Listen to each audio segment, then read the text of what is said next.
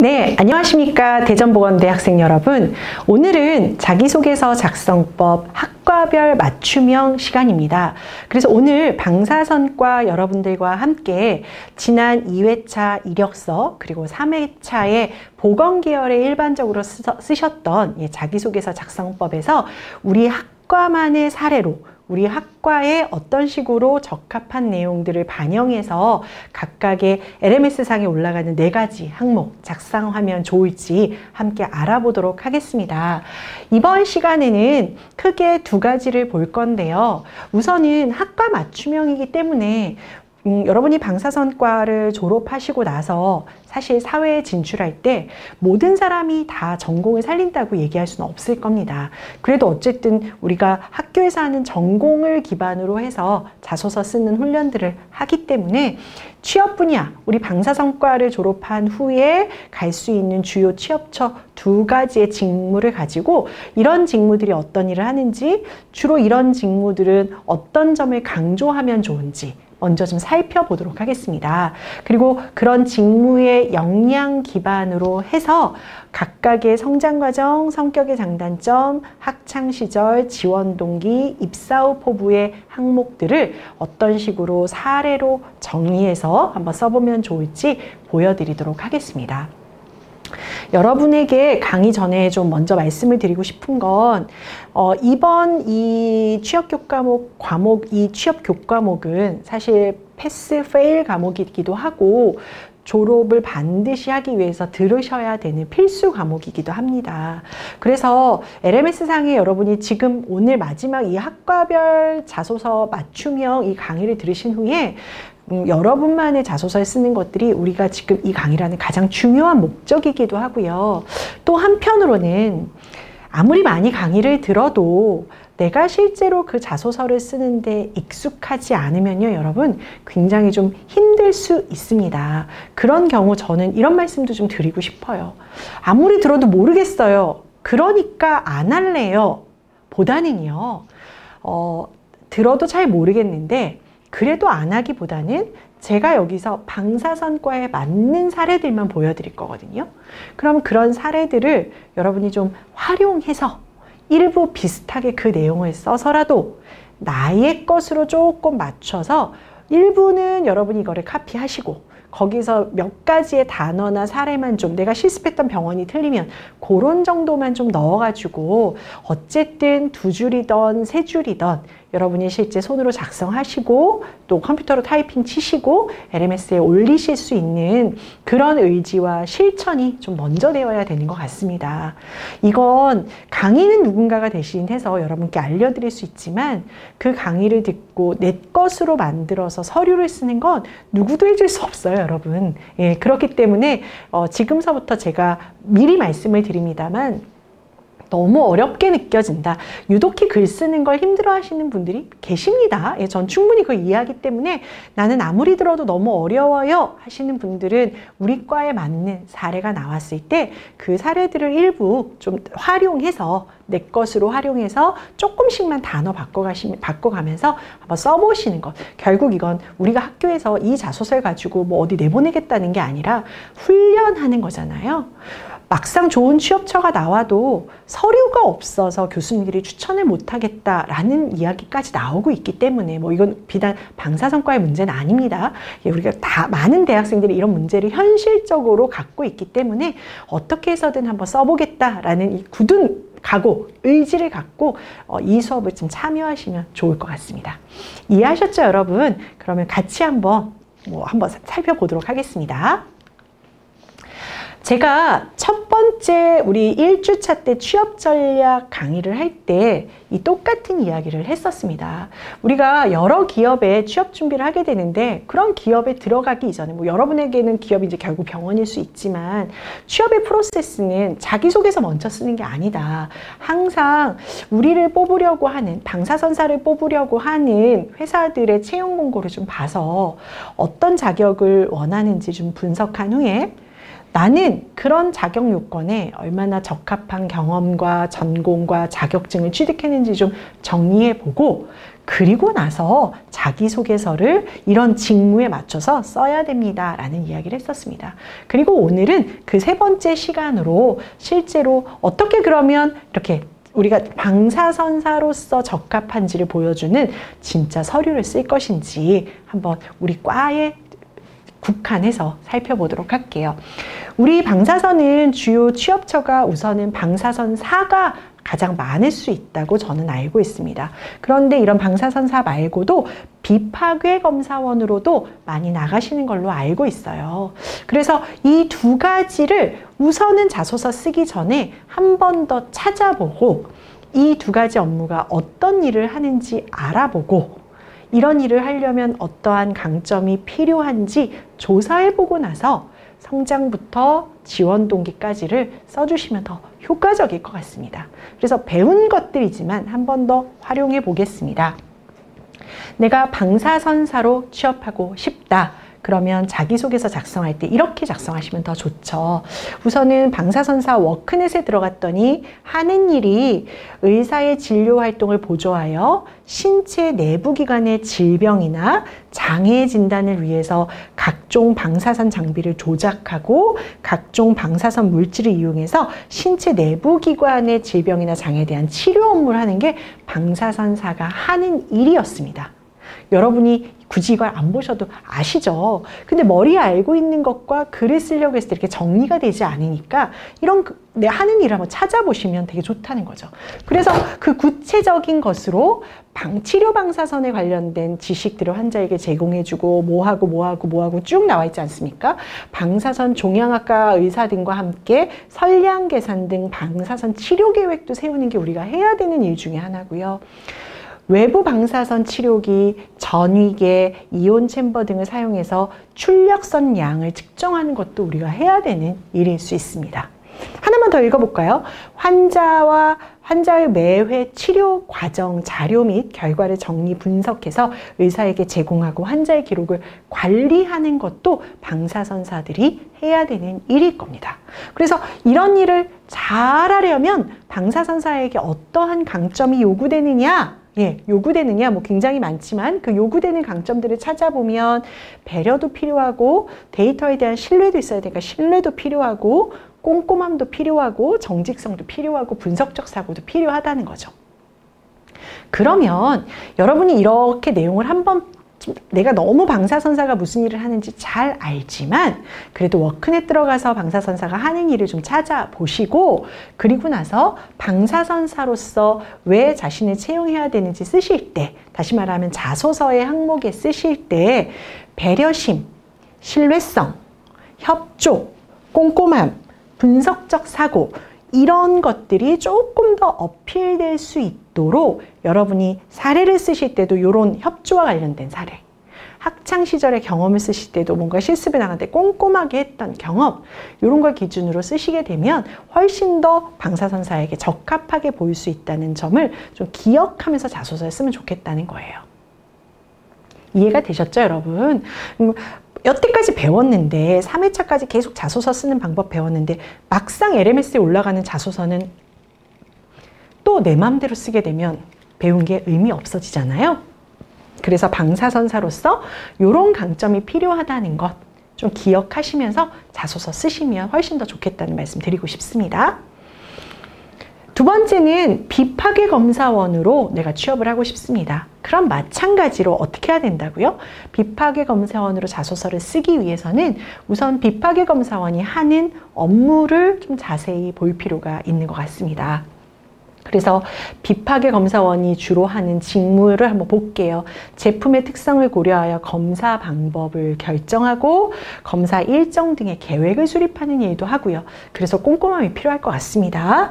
그리고 수립된 계획에 따라 장비를 준비하고 설치하는 준비성도 좀 있어야 될 것 같고요. 각각의 장비 검사에 대해서 나타난 초음파의 음향 임피던스 와전류의 변화, 자분의 집속, 결함 등을 읽고 분석하는 분석적 사고도 많이 필요할 것 같습니다. 각각의 업무를 하는데 어떤 역량이 필요한지를 좀 고민해보고, 그리고 봤더니 비파계 검사원 같은 경우는 그런 대로 정말 우리가 예상했던 대로 분석적 사고나 협조나 신뢰나 뭐 리더십이나 이런 게 필요한 거죠. 그렇다면 내가 자소서를 비파계 검사원으로 쓸 때는 가능하면 어떤 걸 강조해 준다? 네, 분석적 사고, 혁신, 협조, 신뢰성 이런 역량을 중심으로 자소서를 좀 쓰려고 하신다면 훨씬 더 그 내용이 풍부해질 수 있다는 것 여러분이 좀 이해하시고 사전에 기억하시고 들어가면 좋겠습니다. 자, 그러면 사례와 함께 우리 방사선과에 맞는 사례와 함께 이해하는 성장 과정 한번 살펴보도록 하겠습니다. 여러분, 제가 3회차 강의 때 그런 말씀 드렸습니다. 성장 과정은 무엇을 듣기 위해서 우리가 질문하는 거라고요? 지금까지 성장해 오면서 본인에게 큰 변화를 일으킨 사건, 또는 본인이 살면서 굉장히 중요하게 생각하는 원칙이나 기준, 또는 본인이 지원 분야와 관련해서 이런 방사선이나 비파계 검사나 그 외의 직무에 대해서 관심을 갖게 된 계기, 이런 것들이 성장 과정에서 듣고 싶은 질문의 방향이었습니다. 따라서 어떤 식으로 작성해주면 좋으냐?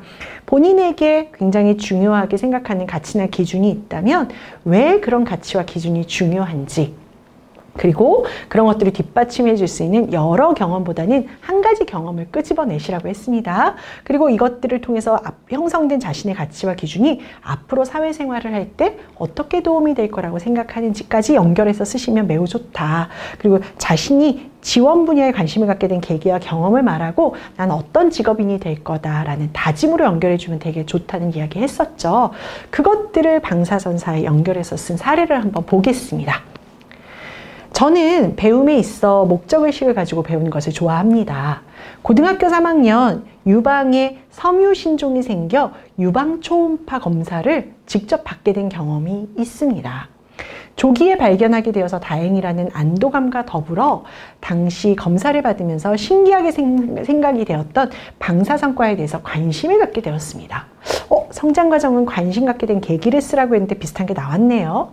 이후 반사초음파를 이용한 모니터에 영상을 나타내는 검사에 어떻게 실시간으로 인체의 장기를 모니터를 통해서 볼 수 있을까라는 궁금증을 갖게 됐고, 방사선을 이용해 인체 검사, 치료하는 방법들의 공부를 하면서 여러 가지 검사를 찾아보는 데 열중하기도 했습니다.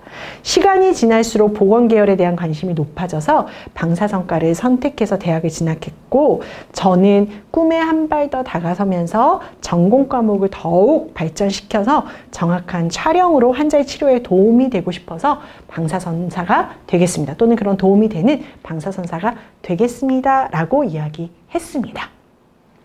전체적인 맥락이 본인이 방사선사가 되겠다고 마음먹게 됐던 계기를 중심으로 쓴 것 같습니다. 그때 제가 이제 빨간 표를 했던 것들을 조금 더 구체적으로 한번 살펴보겠습니다. 여러분 잘 보이십니까? 제가 조금 비껴나서 한번 얘기해 보겠습니다. 직업, 방사선사라는 직업에 관심을 갖게 된 계기를 어떻게 씁니까? 본인이 유방섬유신종 때문에 유방초음파 검사를 하면서 정말로 검사를 받으면서 그 과정이 신기해서 관심을 갖게 됐다. 이렇게 관심을 갖게 된 계기를 정확한 단어로 써주시면 좋겠습니다.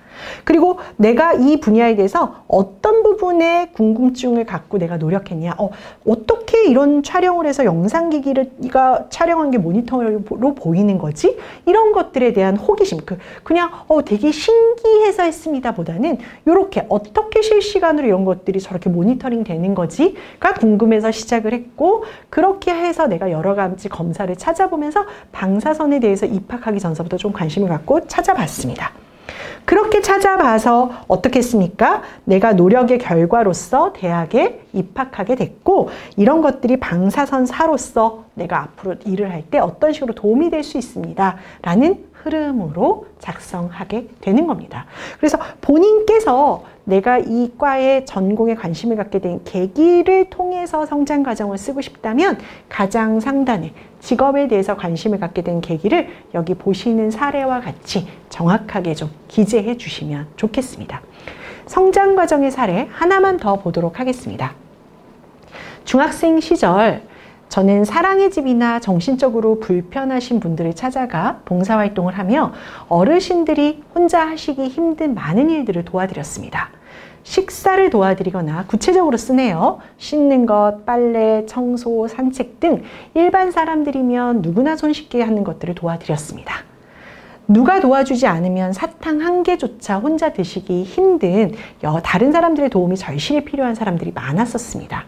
또한 노년기에 질병으로 고생하시는 어른들을 뵈면서 조금 더 일찍 알았더라면 치료를 할 수 있지 않을까라는 생각도 하게 되었습니다. 그 후 저는 도움이 필요한 사람들을 위해 더 노력해야겠다고 생각했습니다. 앞으로 타인을 배려하는 방사선사로 같이 일하는 동료를 배려하는 조직원으로 성장할 수 있도록 노력할 것입니다.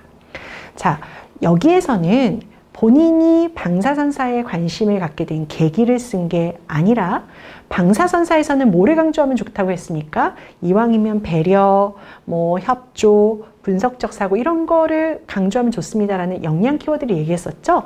그때 배려가 키워드로 나왔었단 말이에요. 그래서 내가 실제로 배려에 대해서 뭔가 실천했던 사례들을 구체적으로 식사를 도와드리고 씻고 빨래하고 이런 경험들을 통해서 내가 배려했던 경험을 얘기해주고 그런 배려를 이렇게 조금 불편하신 분들을 위해서 그 다음에 함께 일하는 동료를 위해서 써보겠다라는 형태로 이야기를 끌고 나가는 것입니다. 이것도 배려라는 직무 역량 키워드로 쓴 아주 좋은 사례라고 볼 수 있겠습니다. 사례를 하나만 더 보겠습니다. 대학교 입학 후 아르바이트를 할 때 다른 사람들보다 더 많이 움직이고 꾸준히 해도 꺼리지 않았습니다. 중간 매장 청소를 도맡아 하고 다른 아르바이트생들은 마감 시간이 다가오면 퇴근 준비를 할 때 저는 모아둔 쓰레기를 버리고 퇴근했습니다. 덕분에 아르바이트를 그만둔 지금도 여전히 사람들과 좋은 관계를 유지하고 있습니다. 학교에서는 총학생회 활동을 하면서 제가 맡은 일은 확실히 끝내어 다른 사람들에게 폐가 되지 않도록 노력하고 있습니다. 여기까지 안 읽어봤지만 굉장히 책임감 있고 자신의 일을 아주 철저하게 잘하는 사례들을 쓰고 있습니다. 체육대회 행사를 진행하면서 학생들의 옷을 사이즈별로 구분하고 교환하고 반품하는 일을 실수 없이 진행하고 학생회의 공약을 지키기 위해서 주변 학교 식당과 제휴를 맺어서 학생들이 저렴한 가격의 음식과 음료를 즐길 수 있도록 하였습니다. 제가 약속한 일, 제가 맡은 일을 끝까지 책임감, 앞에 보면 다 책임감에 대한 이야기를 하고 있죠, 여러분. 그래서 책임지고 다른 사람이 불편한 점이 없도록 노력한 결과 많은 사람으로부터 신뢰받을 수 있었습니다. 여러분, 그 직무, 방사선사, 이렇게 직무 얘기를 하면서 우리가 어떤 키워드를 강조하면 좋다고 했습니까? 책임, 신뢰, 꼼꼼함, 분석적 사고 이런 것들 강조하면 좋다고 했죠? 그런 키워드들을 곳곳에다가 사례와 함께 넣어주는 겁니다. 그래서 저는 병원에서 일할 때도 동료들에게 폐가 되지 않고 맡은 일을 끝까지 완수해내는 그런 조직의 일원이 되기 위해서 노력할 것입니다. 라고 작성해 주시면 될 것 같습니다. 자, 여러분 어떠셨습니까?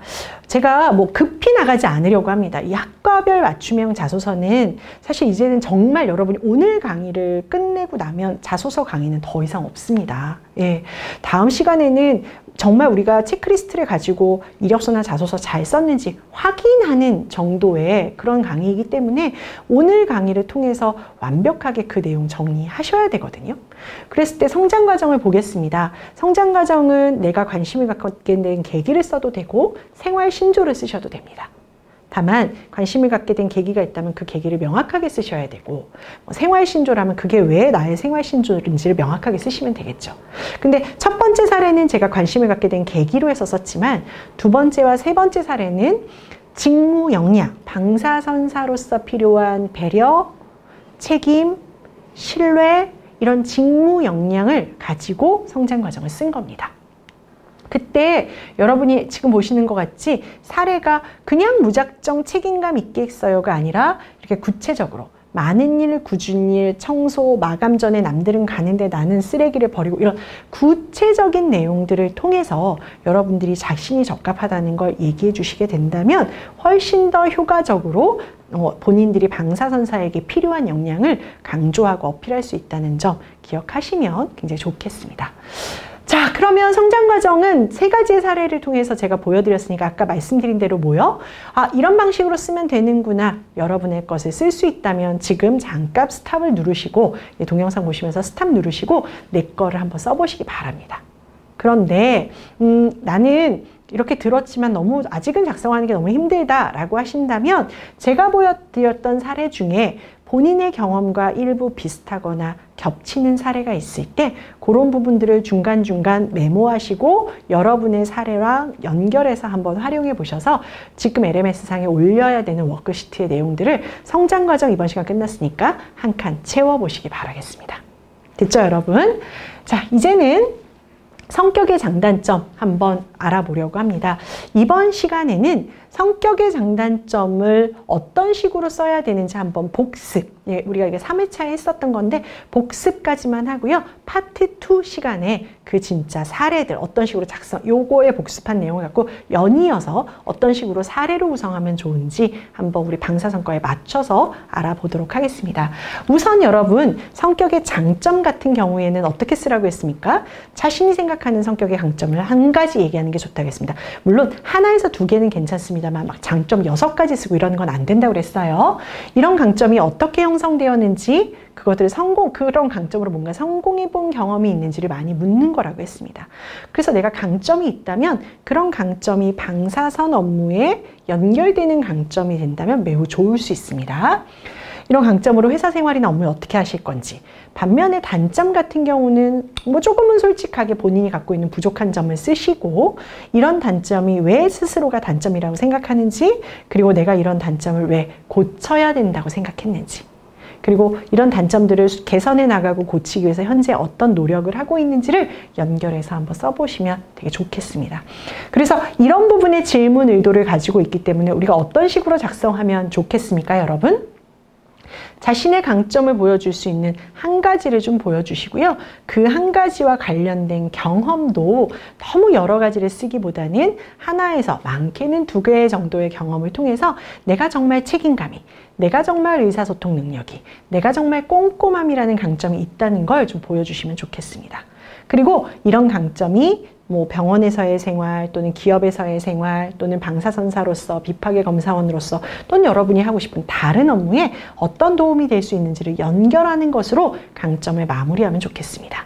단점 같은 경우에도요, 본인이 생각하는 단점이 무엇인지를 쓰되 장점이 될 수도 있고 단점이 될 수도 있는 이런 것, 예를 들면 고민이 많다는 것이 단점이지만 다르게 생각하면 신중하다는 장점이 될 수도 있습니다. 그래서 너무 장점인 듯 단점 같은, 장점 같은 단점 같은 이게 아니라 그냥 명확하게 장점은 책임감, 단점은 내성적, 이렇게 구분해서 써주시는 게 훨씬 더 좋겠습니다.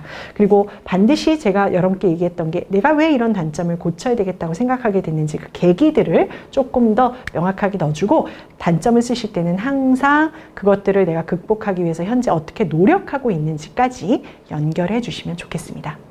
이번 시간 성장과정 항목을 방사선사에 맞춰서 쓰는 방법들 좀 구체적으로 알아봤고요. 다음 시간에는 방금 전까지 설명드린 성격의 장단점의 실제 작성 사례와 학창시절, 지원 동기 및 입사 후 보부 사례에 대해서 알아보도록 하겠습니다.